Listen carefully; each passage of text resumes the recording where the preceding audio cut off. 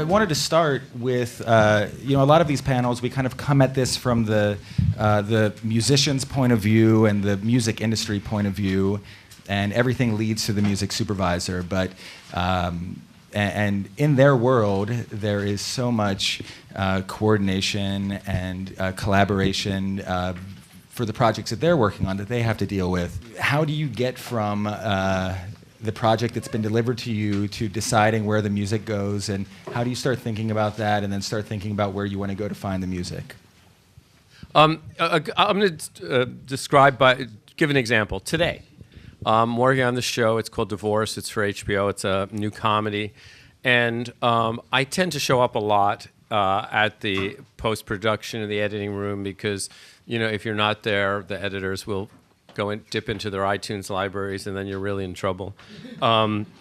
So today, one of the episodes, it was the first assembly. The editor was putting it together. She called me in. We looked at the top of the show. We wanted to put a song in there. It seemed like a funny idea. What I tend to do, and you guys can say how you do it, I like to, when I'm thinking about a new show, create folders of music that I was inspired by the concept and by the scripts I've read or by being on the set. And I constantly replenish them with, I just heard something. I think you guys would like to hear this song. So I have those things, and out of these bins of music that I create, our editors pick things. Once they've picked something, then I sit with them. Does this work? Does it not work? We try things, and once we've tried things, then the real fun begins, because then the director comes in and maybe throws out everything we just did, and we start over again. And then in television, the producer comes in and gets to make all the changes to what the editor did, and then you send it to the network, who makes their changes, sends it back to us, we do it again, then they tell us to do something else. Anyway, it's like, being one of those horses that jumps over those things, whatever that's called. Hurdles, yeah. It's one hurdle after another, and I can't wait to hear about the ad side of it. It's make it horrific. Anyway. Yeah, I think almost immediately about the cost implications, but what I try to do is hear out from everybody what it is that they want, no matter the cost, and then start to think. And I've said this for years now, like a broken record, if you know what a record is. It's, down on lower Broadway, where they used to if you like Calvin Klein Obsession, you'll love for $5 Compulsion. And I always felt like you want the Calvin Klein fragrance, I'll get you Compulsion for 1/3 the price. So I think you have to let them hear everybody out and then look for the alternative that makes aesthetic and financial sense. I think that's a good point you brought up about hearing what they want, because as a music supervisor, we all have our ideas of what the best song for a project is, but most of the time, it's not really up to us. Our job is to serve the creative director in the case of an ad, and eventually the client, or the filmmaker, the director, the TV showrunner. So very often, jobs for us start with a conversation of, what is this TV show going to sound like? What is this ad going to sound like? And what is the creative vision from the creative director? And then budget for advertising comes into play, and that will really sort of determine where you're able to source your music from. For sure. So I work at McCann, which is an ad agency. So, but similar kind of process. And I think, it's sometimes that I'm getting in early on with even like a concepting phase where I get to talk to producers and even talk budget at the beginning. And that's ideal, I suppose, because I get to hear what the creative team wants creatively, and give them kind of sort of realistic expectations, and say, hey, this feels right within your budget, or it doesn't, or we should bump the budget up to this. And if I can do that, that's great. But no matter what, I think we are serving the needs of the creative, and it always does start with a conversation, and you kind of go from there. And I do a similar thing where you build like a palette or kind of buckets of inspiration. And I think for me personally, working with great creative teams, where I find the most fun is when they're truly collaborative and they want it's kind of a tango, right? Like on one hand you're hearing what they want, but it's not a mandate. They're hearing what you might get inspired by and share with them, and I think that's the fun for me, frankly. So then after all that happens, and then we call this Joker. These people call me and then I have to please them, and then the hurdles continue onto a focus group in Ohio, And where, sometimes, where you know, 10 housewives crush all of our dreams And together. I think it's true. It's true. And I think in best case scenario, it's like I try to work with our creative team, and I'm guessing this is the case for anyone else up here, at the beginning to really get a point of view of what you're trying to accomplish here. And I think that I've found, frankly, that best projects start out when somebody's got a point of view. Now, granted, they can change along the way, but sometimes they're kind of coming in there with a half-baked idea. And those are the ones that get tricky, where I'm hitting up John and I'm saying, like, yo, man, I need tracks that might have lyrics like blankety blank and might run the genre of electronica to folk and the eras of 1940s to the contemporary. And that's where it gets a little wacky, and all of a sudden it starts feeling like throwing anything at the wall to see what sticks. So I try to narrow those conversations down early on. And you do a good job. And sometimes you can, and sometimes it's just process, right? It's just creative process. But hopefully, in theory, when I'm reaching out to you, it's not like, hey, dude, send me 100 tracks that then I cull down to 20 that I then share maybe 10 with the team or whatever, right? When I did this show last year that's just finished airing called Flesh and Bone. It was on the Stars Network. And there was a scene, I don't know if anybody saw this show, but it's worth it. It's good, like guilty pleasure TV, where the heroine of this story, who is like on her way to becoming a prima ballerina, but who also moonlights as a stripper, she's going to this room where this guy really likes her. It's one of those like private rooms, but her crazy brother found out that she's working there, and he comes in and gets this horrible fight, and she runs out and sees this happening, and then she comes back and she's really like realizes that she has to find her passion, like with this dude. And they put in Yellow by Coldplay, which, they just tempted him when I wasn't there. And so they said, what we want is a song that kind of has a slow build, gets into like an anthemic rock thing that goes higher, and then boom, comes down, and there's a soft, like acoustic close to it, and it has to happen in 1 minute and 30 seconds, and by 9 a.m.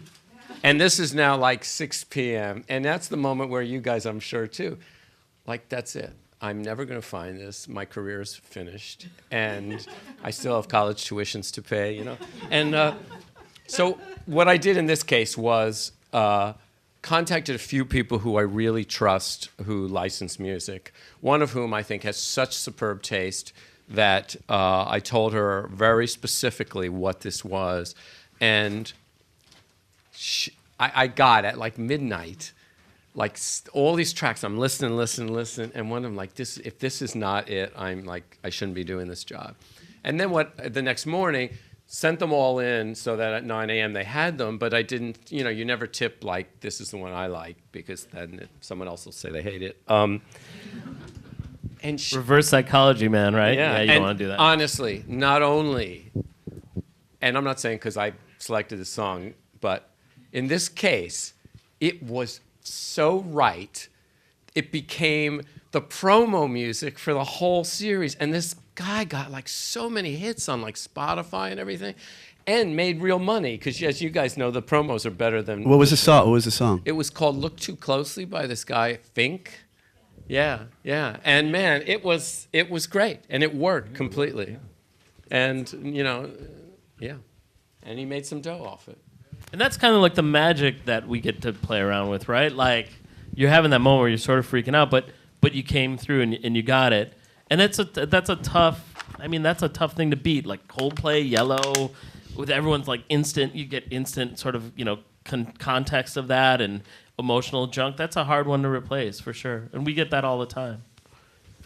Do you, because we're talking about, reaching out to trusted sources, and, both John and Jonathan, that's where they come in.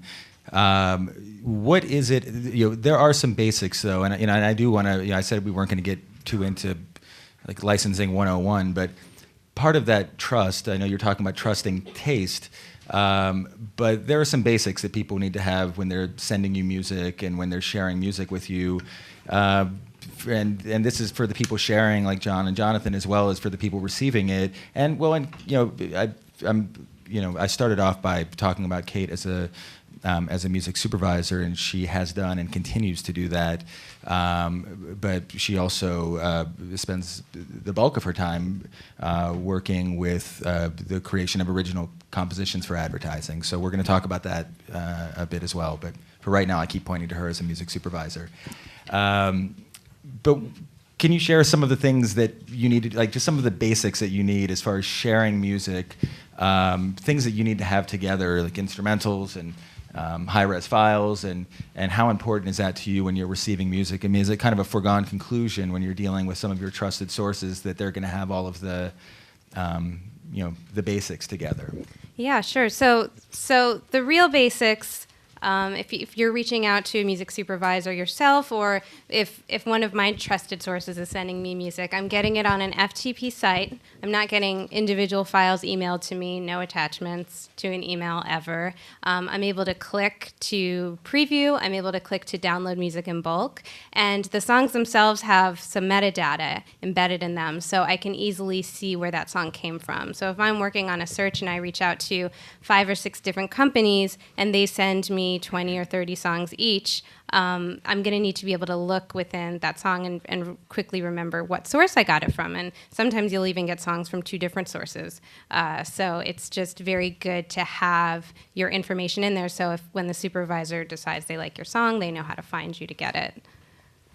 Is there a specific delivery platform that anyone on the stage prefers or likes to use? I mean, I think it's like Dropbox and Hightail and all that stuff. Any of that stuff works fine. The Yeah. email attachment thing is kind of nutty when I've sometimes get people sending me 10 tracks across 10 emails.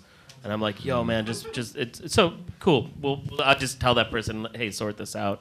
And they usually do, right? But that's all that just stuff that you come to expect for sure. And then having instrumentals that are good. Sometimes I'm finding that you'll get instrumentals that are mixed poorly. Like, I don't know what they're doing. Like, they're stripping out the vocals and then they never kind of remastered it, for lack of a better explanation, or something, and it's sounding really like low quality audio, and that drives me a little nuts. Yeah. But the metadata helps a lot. It's like, if I get something from you, Jed, or if I get something from you, you know what I mean? To know, like, hey, I instead of me having to figure out how to organize all that, to have that metadata as a quick kind of like, oh yeah, this is who I need to contact. Yeah, that helps immensely. John Campanelli, I was going to ask you. We're talking about projects, and you hit a point where you realize that you need to reach out to some of your trusted sources. You are one of those trusted sources. Barely. How Semi-trusted. do you try to anticipate, or do you could you talk a bit about anticipating needs and sharing music blindly versus responding to pitches and searches that you receive? Sure. Well, I think it all depends on the relationship with the person. We have great relationships across a bunch of the ad agencies around the country, and some people better than others, and some of them, they're brands that actually the same thing comes up over and over again. So in instances like that, if we have a song that works, for Dr. Pepper, for instance, I did the last ad for them for one of our artists, Lenka, a song called Unique, and for the past 6 months we'd been looking for songs about being unique, and she sent us that, so we sent it over blindly and ended up in the ad. But most of the time they end up sending over storyboards and scripts, and Eric will send me, I need lyrics about togetherness or this, and we'll go through a bunch of different... God bless togetherness. Yeah. It's true. You would think there would be more togetherness. But That's the key word, right? Yeah, we one want of to talk them. about just anticipating what people are looking for, togetherness. The right? big ones, togetherness, Yeah. New Day. Yeah. If you want to make a lot of money right now, people start writing songs that basically just have hooks that talk about any of the stuff we're talking about here. Togetherness, New Day. I swear to God, I don't have the time to do it. And frankly, after a while, it'll probably be overkill. But yeah. The key is ambiguously positive. Yes. So Yeah. So you'll get licensed, but will you be a critical artist? Maybe not so much. You know what I mean? Maybe. Who's to say? Yeah. And Jonathan, it's interesting. I mean, it's we do these panels, and I feel like often it's it's the people pitching and the people receiving. But you as a manager, I think more and more we're seeing kind of like more integrated use of music, and the artist is not just licensing a song, but they're getting involved with the social media campaigns. And do you feel like, and you've been doing this for a while, do you feel like you're more involved with sync like at an earlier stage now? And I was actually going to ask you that too. Like, should I ever be reaching out to you? And then am I right? Okay, so for sure. Well, and this is I don't. It's tricky, right? Never reach out to him. Never reach out to him. See, this is Come to me. I don't want and to start something here, but my he'll question undersell is, it every time. It's like on one hand, it's like, do I go to another source, and then I start messing around with your relationship, etc. Maybe there's an offline. Like Mom said I could do it, so yeah. A lot of times, like as indicated earlier, I mean, things are coming to me when it's round and third base because there's been so much work that's had to happen before I can get to it. Then I'll go to my artist and try to get it approved if we think it's the right look. But I also like having guys like John do my dirty work. Right. Where, because like, oh yeah, we're boys, we'll get it for you for this, and John's like, no, you'll get it for this. Yeah. So that's why Good cop, bad cop. Yeah, he serves a good purpose in that sense. But to answer your question, Jed, we're getting, used to be like, can we use this song? Here's the song, license, done. What we're seeing more and more these days is, okay, well, we're going to license this song, but it's part of this whole, basically interaction with VR or whatever, like this, or a South by Southwest thing, or a big campaign, and we want you guys to play our show here, and they're trying to do a much more extensive sort of integrated sort of role than just here's a song in Grey's Anatomy, done. And yeah, I think we worked on something where the band had to climb a wall. Yeah, you and I did something recently with the band where it was for a beer company, and I don't know if we're naming names here. No. But no, they but they wanted. At first, it was just a license, and it was like, well, why don't you come to Miami? Then it was like, well, why don't you climb a wall? Yeah. And then every time. You're in Cuba now. Yeah. Good luck. Yeah. And then I have to get the band or artists I'm representing to approve this stuff. And generally, it's like, well, the wall climbing is a little bit more money. Yeah. How much more? Lots. Something we talk about these uses, and I think it's really fun to talk. Wait, did you have to like drink the beer then climb the wall? Drink the beer and then it was too much detail. Yeah, but it's a healthy beer. It was a healthy beer. Yeah. This is Michelob Ultra. Maybe. No comment. We're talking about these uses that are like an ad campaign, a really big featured use in a film and a TV show, and these are these are sexy uses. There's so many different ways that music is used, and I'm curious. Do you think that there are certain genres, and this is really for anyone, but for people licensing music especially, are there certain genres that you think, like if someone's making jazz music, if someone's making hip hop, is there a different approach? Not every song's the same. Is there a lane for someone who's not in a band, basically? Who I don't know if do you get what I'm asking? Where if someone's making Latin somebody music, who's not a recording artist. No, someone who's an artist and creating music, looking to get more syncs, but not making pop music, not making indie rock music, making jazz music, making Latin music, making hip hop music. There are different approaches, and do you think that there are certain genres that where maybe there's an advantage, where you can take advantage of being a self-contained artist and in these genres? There's certain music that we work with that seems to be much more easily clearable, going back to the ambiguously positive sort of thing, like a Brett Dennen or a Ray LaMontagne or something. Yeah. But from my perspective, we have artists like Sharon Van Etten. I don't know if anybody in the room knows who she is, but she has great relationships with people on this side of the business, and then she works with them directly to be like, how can I work with you to score this, or how can I work with you and within your project's confines, or whatever it is that you guys are trying to do, and be an asset to you. So I can write for you, I can do that, but it takes an artist who wants to do that. Right. And I think maybe one of the things I was asking is, but obviously we were talking earlier, budget plays a factor in what we're doing here. Are you competing with less? Do you have less competition if you're making jazz records? Do you have less competition if you are making sample-free hip hop music? You have less competition, but less opportunity. Yeah, exactly. I was gonna say, you're a little bit on the fringes, maybe. Yeah. Than because of it. I mean, I was asking this in case anyone in the audience is creating music in any of these genres. I was wondering if there's a different approach and if anyone ever sources music in a different way because of that. I mean, I always find, like, on a TV show, I know one of your one-stops, the DMS, that Brian Wells trio. Yeah. I use them all the time, man. You're Yeah. always, you're in a bar, like you're a certain kind of bar, restaurant type thing. You want music that lives in the background. A certain, jazz that doesn't sound too corny. And I'm sorry I don't mean to diss your fiance here, but that doesn't have a saxophone in it. I mean, saxophone, difficult a lot of times. Things that it's less the genre to me because I often am looking for jazz and Latin. Not so I haven't done a lot with hip hop, but clearly a lot of other people do. I think what's the biggest no-no for me is music with a really, unless it's like Grey's Anatomy type situation where you really want this in a key moment, is a really, or an ad that's about togetherness tomorrow.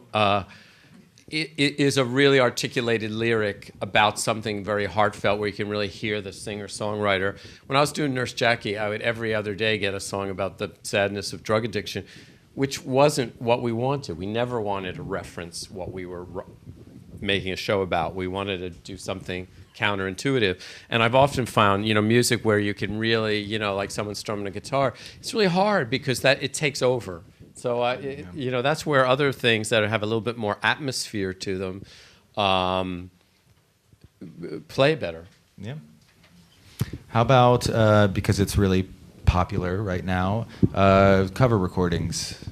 Is this something that for people who are creating music, do you work on creating these? Do you look within your catalog and try to source interesting covers for people licensing music? Are you is that something that you look for frequently? Because I think I know that some people have successfully used the creation of covers as a way to get noticed and to get licensed. Definitely, and it's been rampant with YouTube, artists creating their careers around covers. And yes, we do source covers, especially for some of the artists that we have harder clears on the master side, and artists that have we have a tougher time getting it within the budget that we usually face. Yeah. John, do you even commission stuff? We do. Yeah. Okay. I would imagine we so, commission it from our own artists, and they're usually quite happy to do it. But we also commission it from our songwriters that don't have label deals, which we can also then represent 100% both sides. But one of the things actually I've been seeing a lot is that people something that's sort of trendy right now is doing dark covers of happy songs. I don't know if you've seen that, especially for video game trailers. Oh yeah. That's when we see something like that, we create a lot of them, and it ends up working out. But one of the other benefits to creating a cover that is in a very different style than the original is that when you license a cover for a film or TV project, you kind of need to be justified in why you're not using that original recording.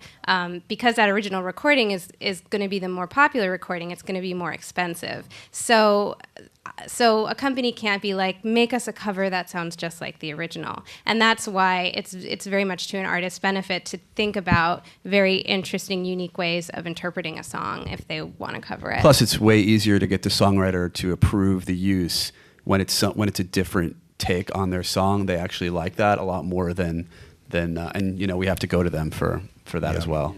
And we're talking about we're going to talk about value.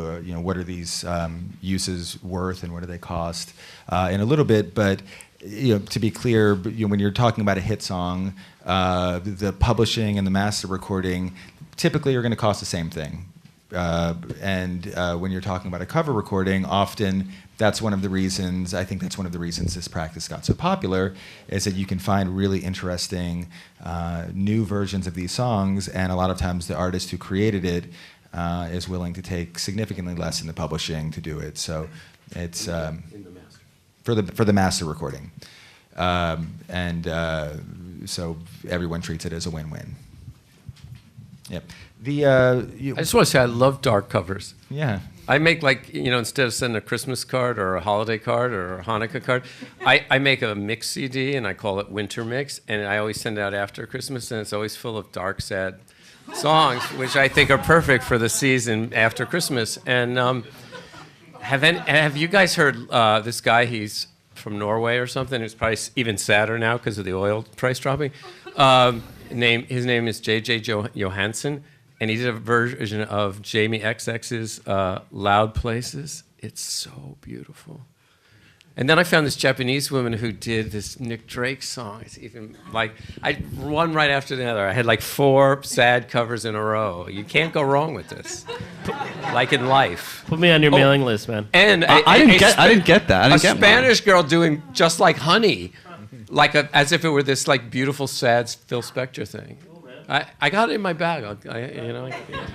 We'll talk. We're talking about creating these covers, and someone, Jonathan, you mentioned earlier, about you being hit up about your artists wanting to create something original. We're talking about licensing existing works, but another side and a big side of licensing is the creation of original music. Whether that's done as a work for hire, or whether it's a new song is created to be licensed. Kate, do you want to talk about that a little bit? That's really your area of expertise. So one of your areas of expertise. So at Heavy Duty, the bulk of the work that we do is original composition for ads. So typically, an ad agency will reach out to me. Someone like Eric will reach out to me, and they'll have a music brief. They'll hire us to create demos, is what is referred to at that stage. Sometimes there'll be picture at that point, and we're scoring a track to picture. Sometimes it's just boards and we're creative concepting. Sometimes we're asked to do a cover. And I have a whole stable of composers that, based on any given job, I'll think about who the right ones to bring in on the project are. And then they'll hand me back some demos. Internally, we'll work on them. We'll pass them back to the agency. The agency will have comments. We'll revise, and then eventually their client will hear the song, and they'll have comments, and we'll revise. And eventually there is a beautifully scored 30-second piece of music that ends up on a commercial. And, we get hit up for all genres of music. So, when you're watching TV, you'll hear all kinds of music on a commercial, and the most versatile and successful composers are the ones that are able to kind of work to any brief that comes their way, and also possess some really great production skills, because nowadays there are so many great composers who are just able to do this all in their home studios. And there's more music houses than ever before. I think. For sure. I think you guys would agree. Oh, for sure. I have a question for you. How do you talk to your artists these days in terms of sync or these kinds of opportunities? Do you is it something that you are constantly sort of updating conversations with them with? Are you recommending, doing everything from covers to hey, you guys ought to be syncing your stuff, or you allow them to sort of lead that conversation? They're all sort of different animals, because you can have an artist that has an active interest in the stuff and understands the value in having their music placed in a bunch of different places. Then we manage a band like Animal Collective that won't do anything that has to do with anything commercial. I think that for us, it's there's always a conversation about, do we do a publishing deal? Do we not do a publishing deal? What can a publishing company do for us to bring? How can they bring us value? I don't know if that's fully answering your question, but yeah, I think that they're all different. Every artist is a different business in and of itself, and we're even you mentioned with Sharon, she's composing stuff sometimes. So are some of your artists working with people like myself and Kate to go out and score stuff, to do covers, yeah? I mean, I think that a lot of the acts that we work with, and probably a lot of acts in general now, and artists just seem to have an active interest in this, because it can be a positive source of income for them. Sure. There's been obviously a well-documented her industry on the master side and on mechanicals, so everybody's looking to supplement their income some way. So some artists, particularly like Sharon, will try to engage. She did a cover recently for a Bluescast for Corona, but then she's also working with films and trying to write score work for them. So, but they're all quite different. Yeah, for sure. You mentioned, Jonathan, talking to your artists and wondering whether a publishing deal is right, and what can that bring to the table. And there are a lot of things that publishers do. There are a lot of things that labels do, and we're talking specifically about the creative services departments and pitching music for sync licensing. There are a lot of different ways that you can build a team and promote your music for sync licensing. And I'm gonna be honest. I didn't really. I know everyone on this panel. I've known them for a long time. So I didn't prep and tell everyone what questions I was going to ask them. But I was going to ask you, John, if you don't mind, talking a little bit about exclusive versus non-exclusive representation for sync. And is that okay if I ask you to do that? Sure. Touch on some of the different ways that people can find advocates for their music, since a lot of what we're talking about, people reaching out to trusted sources. So can you name and talk about what some of those trusted sources can look like and feel like?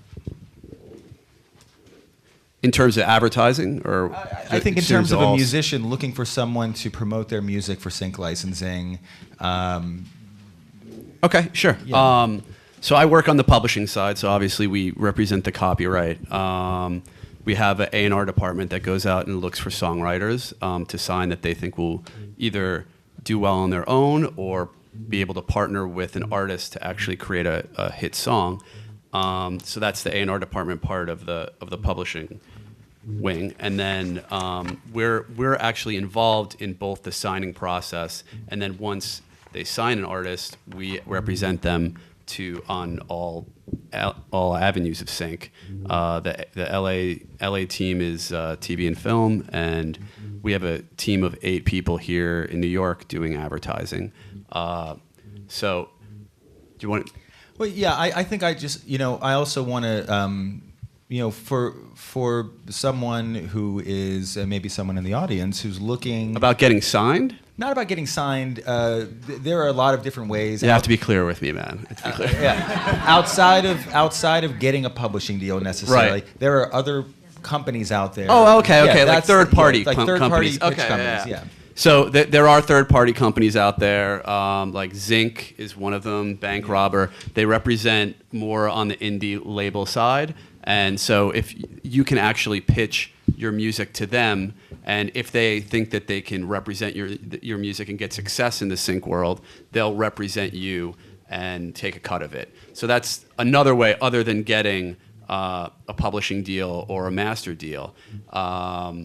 Yeah, no, it's. Yeah. Do you guys outsource, or do you contract anybody like that? You, Sony ATV? No, I didn't think so. Because we have a department of 8 people, and It's you mostly see that in more. The thing about us is Yeah. that we have such a big catalog that you can't avoid us, and that's one of the best parts about working at Sony ATV. It's sometimes That's actually our tagline. You can't avoid us. I thought it was. Yeah. I mean, sometimes our artists will want to work with a Zinc or a Secret Road or whatever because they don't necessarily want to do a publishing deal. I'm sure everybody in the room knows there's different kind of publishing deals. There's administration deals and there's co-publishing deals, but they don't generally want to be locked into an agreement with the publisher for multi-years sometimes. So they'll hire them and they'll give them a taste if they procure a Sync on both the master side and the publishing side. I think though publishers are getting more flexible about the sort of deals that they're making anyway. So we What do you have, mean? Give an example of that. Well, we have artists that we are taking, doing shorter term deals with because we think that they will have success in the sync world, and then we represent the master so that we can double what fees we get. So I think that everyone has to be a bit more flexible right now, both the artist side and the publishing side. So I think there are different deals that we do for different types of songwriters. We do deals for songwriters that are more on the mainstream tip, and that we were trying to pitch to have the next song for Taylor Swift or partner with her, and then there are artists that we think are not ever going to increase market share in terms of radio play that we can do well with in sync. Yeah. So I think that. Yeah, like a great example of that actually is John's company signed an artist we represent named Leon Bridges recently, and not necessarily a massive radio artist, but I worked with the A&R team over there, and they ultimately signed Leon, and then that's when he and I know each other for a very, very long time, but that's when he and I would start calling each other, and they brought an amazing opportunity for Leon to write an original piece of music for the new Will Smith film, Concussion. But generally speaking, that can happen with the management company of our size just because we have 20 artists and we've been around for a long time. But generally speaking, you look to help in this area on this stage. For and that it also sort of helps that we have a film studio too. Yeah. Wait a minute. It's starting to. And PlayStation. Yes. Walkman. Yeah. You just sold your building there. But we really dropped the ball on the MP3 player. So yeah. A lot of we're talking about representation here, and to work with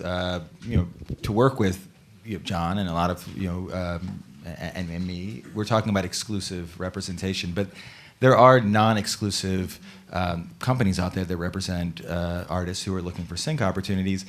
And I don't, we don't have anyone from one of those companies on stage, so in general. Fellow panelists, do you see music coming to you, the same music coming to you from multiple sources? I just wanted to talk for a brief moment about the strategy of letting multiple companies pitch your music, thinking that more is better. So for supervisors, do you see that, and is that ever an issue for you that you see the same songs coming to you from multiple It's not really. companies? I mean, yes, I see it. I think I see it less these days, a little bit, but. It happens for sure where two people may have pitched me the same song, and then it gets into the question of like, well, man, how you guys got to deal with it? You got to figure out like it both came at me at the same time, So Right. For me, it's not a problem. For the artists, it could be. For the two companies representing that song, I guess it could be. I'm not sure. That's a good question. Yeah. I do feel like it's less so these days. I feel I like don't- it's less so. I don't really have that problem with, you'll get like, okay, Sony put out a record, I get the master, a file for that, and Cobalt's got the publishing, and I get the download from them too. The nice part about, and we know which side each represents, and the fun part of that is if I didn't notice the email from one, it's like, oh shoot, there's that new record. There was nothing better, honestly, than, and I would have gone out and bought it, but it was nothing like waking up and getting Black Star, man. And Dude, having for sure. it was just so cool. I mean, Absolutely, it man. was great in every respect, but that came like almost immediately, and it was just so nice. Like, and I still feel like a kid, with when the stuff comes from bands that I really like. Like, oh, here it is, And but not with established artists, signed artists, but with freelance composers. Sometimes are giving their music to more than one-stop shop, and that's where things can get a little tricky. And there are some of these people, and I'm not going to name them, but people who I've licensed music by certain people, like a country song and then an EDM song, and it's the same dude. Like, who is he? What, you know what I mean? He's in some basement making every genre of music, and that's Yo, where man, he's covering his bases. That's what I'm it's telling amazing. you people you ought to be doing. But it's not a Make bad money. idea. No. Yeah, and and then I see their names over and over again and realize, okay, well, I get a high quality of inexpensive one-stop music when I need it, which is often the case, particularly in television. And but there are moments when they have music in 2 or 3 different places. In fact, one of the composers on one of the shows I did had at one point given some music to a music library, and years before, and he took a couple old cues of his, rewrote them, not in any, trying to pull the wool over anybody's eyes, but not thinking, like, oh, this is my work, I own it, and I'm going to retool this. And then via TuneSat, this publisher calls me and goes, you licensed 2 of our tracks that we control. And I went back to the cue sheet and I was like, no, I didn't. It's all composed music. And then I went back to the composer and said, at any point in your career, did you ever do a deal with? And he goes, oh my God. And that's talking a little bit about retitling. Yeah. And I know that comes up, and it's if you retitle, if you offer exclusivity, you license a song to a car commercial, and they have auto exclusivity, and then you retitle it, and somebody else tries to license it. Well, in this case, it was a non-exclusive, and if he hadn't realized it, you could send a letter to the publisher and say, I have on my own, am doing this, and then they say, okay, you've given us fair warning, and it was fine, but he didn't do that. Right. And it was all fine, and these people I work with all the time, and everyone understood, but it was like, whoops. So you gotta, and that's what retitling. I mean, you want to explain what? Yeah, that I is? mean, will you tell me much about that? I don't run into that much, man. I mean, I know a little bit about it, but without getting into the weeds. No, too I was much, gonna does say anyone me wanna neither. Talk about it? 'Cause I don't. I don't run into it much. Kate can take this. Okay, so it's my understanding that there are companies who will. They're libraries, and they will wrap your master and publishing on a track. But when they input your tracks into their system, they'll give them brand new names. So as they're sending those tracks out to the world, supervisors and people are just getting to know them as different names, and then Why are they doing that? They'll Do either- they give Are do they they give them names previously like New published? Day and Sunny? they're not Stuff? previously Right. published, but they're collecting publishing. They will either do it. They create a new ASCAP or BMI registration for the song, so they can create Somebody so they can in the collect. company's name on it as Well, well. what So they do, they'll either do it at Shady. when they enter songs into their database, or once a license happens, and they'll give the song a name that's specific to that license, so that it's co-publishing just on that specific use, and any other use of the song is not theirs. Some companies do it just by adding some numbers or a That's code right. to the front, so It's- it's the same title, and I can then recognize, this guy wrote this song, but he also gave it to this company, and it's it's a little more transparent. Right. They want their number on the cue sheet so that the royalties, their Flow to share, them. the publisher's share, goes back to them. You do it that way. You call it, instead of togetherness, it's called Cigna togetherness, and that one use is theirs, and you can do with what you want with the song otherwise. Yeah. Again, there are companies that do this, and they aren't on the panel, so we can talk about it. And if anybody has questions towards the end, we can answer questions about it. But but it's not what we do. So I guess we're also not the best people to answer those questions. But I just wanted to mention it because I know as people are looking for more opportunities, you might be speaking to a lot of different types of companies that represent music for Sing. So. And if you're talking about the idea of non-exclusivity, of the pitfalls of that, because there are companies or you work for a production company and say, we don't want to license music from this company because we've had some discrepancies over the years. So you have to look into that before you get involved, and you may. My off-the-cuff advice would be stick with one company, and then if you don't like them, go somewhere else. I wanted to ask you, Kate, as you're working to create music, how many composers do you work with? How many songwriters? We probably work with 20, throughout the course of a year, and have about 6 or 7 that we work with pretty constantly. Depending on the briefs that come in, we'll consider different composers who that genre might be their strong suit. Are there composers that you work with? How do composers find their way to you? Sure. So Heavy Duty is a music house, and compose like anything. The composers do their research. They look at the music houses that are out there. You can watch ads online, and you can see who created the music, and you can start to get a sense of the different particular styles of different music houses and where you might fit in stylistically. And composers will reach out to us that way. And there are a lot of freelance composers who write for a lot of different music houses. It's not really that common And then there are music houses also that have composers on staff. So there's all different ways in which a composer can interact with a music house and do this custom jobs. I'm jumping around a bit because there are so many things I wanted to talk about, and we don't have loads and loads of time. I was going to jump to value a bit and talk about what these SIGs are worth. And for people who have found themselves in a situation where there is some interest in your song, I wanted to talk about how you could find resources, or if you haven't been in that situation yet, when you find yourself in that situation, how do you negotiate, and who do you talk to, and who can help you with this? It's so tough to talk about and speculate, what something is worth without knowing what that thing is, and especially, like people working with brands and advertising, the spectrum is so huge. Same with film and television. But do you want to talk a bit about just budgets and give an example of some things that you've worked on at the lowest of low ends and some really high end things, and just talk about pricing and value for supervisors? I mean, you're right. I see a spectrum of budgets for sure. And sometimes a project starts out at one budget and maybe it gets increased because you find a perfect song and the actual cost of it is more than you anticipated. Rarely, sometimes it'll get a budget could get cut into, but usually I sort of know what I'm working with in theory, right?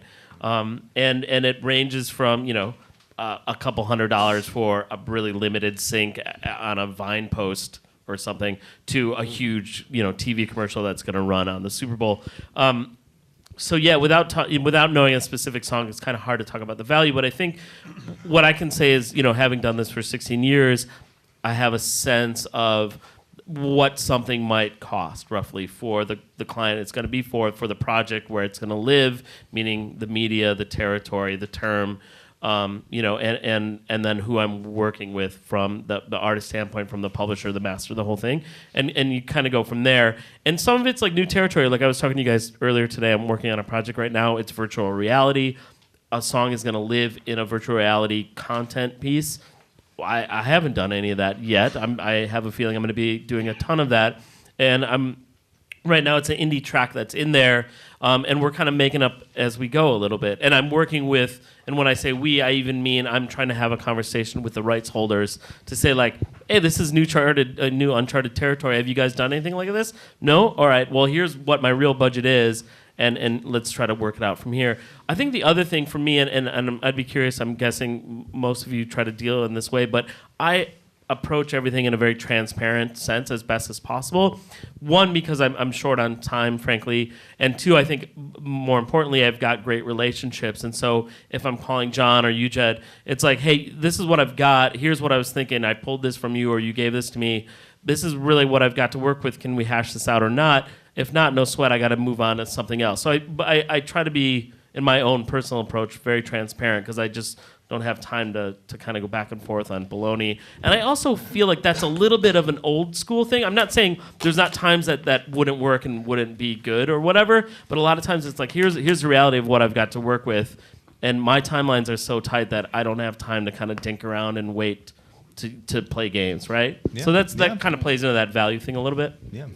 I don't know, did that help? It does, yeah. And I think it's interesting, because you're talking about reaching out to people, to the rights holders. And for rights holders, I'd say more often than not, you have an approval clause with your client where you need to go and talk to them and tell them that, ask their permission. John and Jonathan, when you receive a request, how often do you find yourself discussing with each other what something's worth? And is there ever a discrepancy where, Jonathan, this is a great opportunity for the project at the moment, the money might be low, John, you're saying this is really low, and we'd rather not do this. That doesn't happen between us. But it does happen between me and other managers. But I think that we all have our priorities, and there's equity in the promotional aspect of an ad, but it's our job to create the biggest fees for what we think, and not create precedents going down the line that's going to devalue our our negotiating leverage going forward. So, I think it's pretty, just like it's individual that, I deal with Eric and I trust Eric, but there are other unnamed clients that pretty much every single time cry poverty, and then you have to negotiate them, and that they have more money, and so it all. My rule of thumb is that if somebody overpays me for something once, then they get better treatment than somebody who's constantly trying to underpay. And I think with Jonathan, we both because I want to see the artists succeed as well. Yeah. I don't want to be looked at as a gatekeeper, but you still want to get the highest fee, and you want to make sure that it's the right look for the artist. I mean, generally speaking, we vet who we're going to have represent our artists publishing significantly. So by the time it gets to John and he's pitching this stuff, I lean pretty heavily on a Sony ATV to have an understanding that they are one of the biggest publishers and they will find the appropriate fee. They're doing this more than the majority of people were Jed and at Downtown Music Publishing.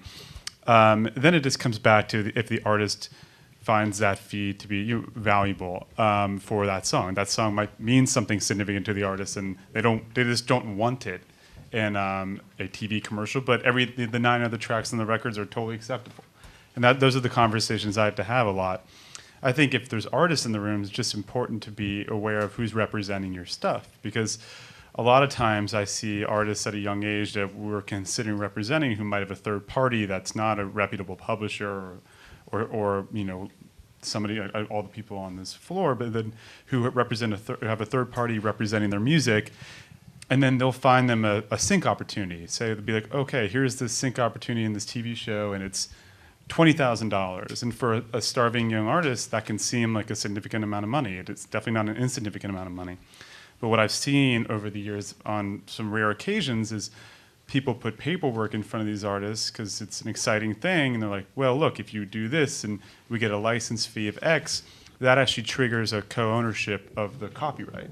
And I've seen that happen to some artists.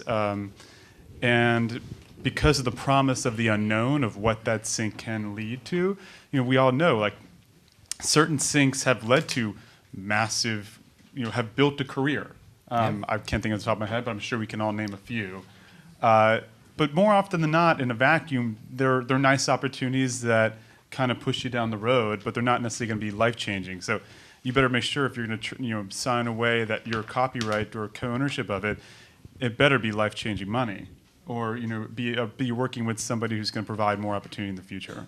Yeah, I guess it makes it easier if you have nothing going on to do something like that. Yeah, and this again, like a lot of times, let's put it this way: I've seen it more than once where an artist has been like, "Well, I signed this thing, and they said if it was over 20,000, then it was going to do a co-ownership trigger, and now that person is a co-owner of the song in perpetuity." Right. And it's just hurt their career.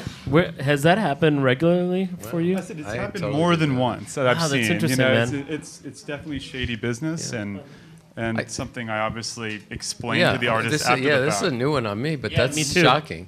But I want to just, like, a slight reality check that a lot of television shows, I can tell you the entire budget of an episode is going to be under $20,000. So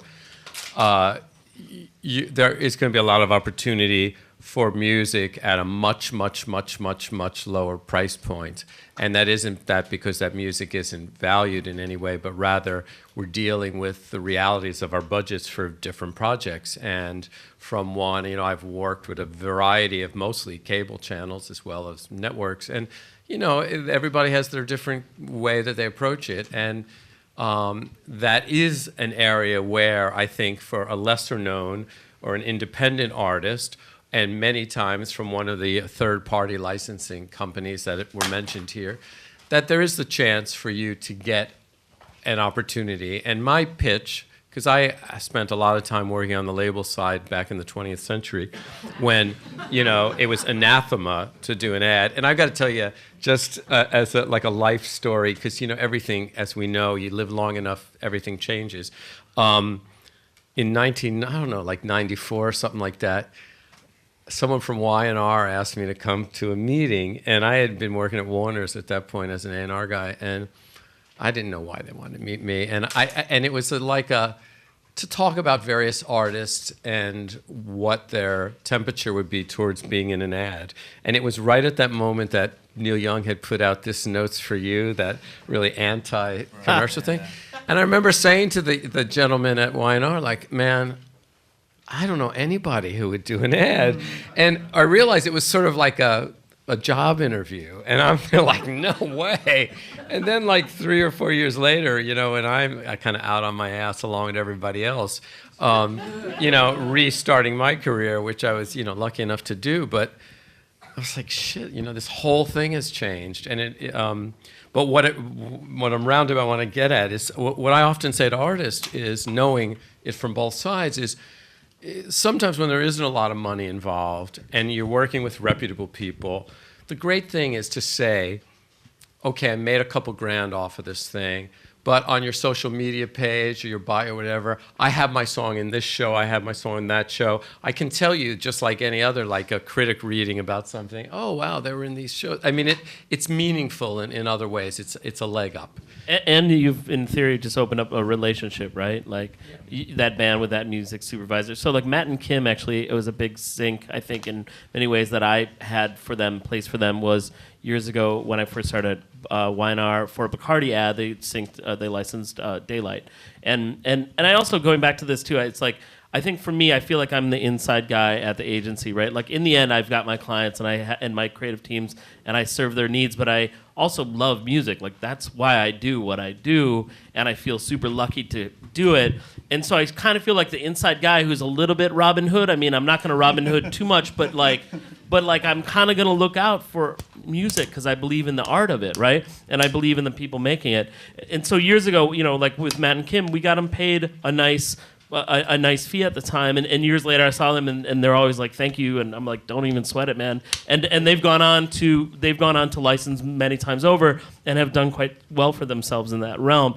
But it kind of gets to a value thing too, where at that moment in time, like their song Daylight was just sort of taken off, and I could see like, oh, down the line this thing's gonna be kind of big, and it's one of those things where it's a mutually beneficial thing where this ad was a pretty good look for them, and Bacardi, I think, got value out of it. But in turn, you know, I heard from them like, hey, hundreds of thousands of people downloaded that single because it ran on a Bacardi ad. So like that's pretty fun stuff to do.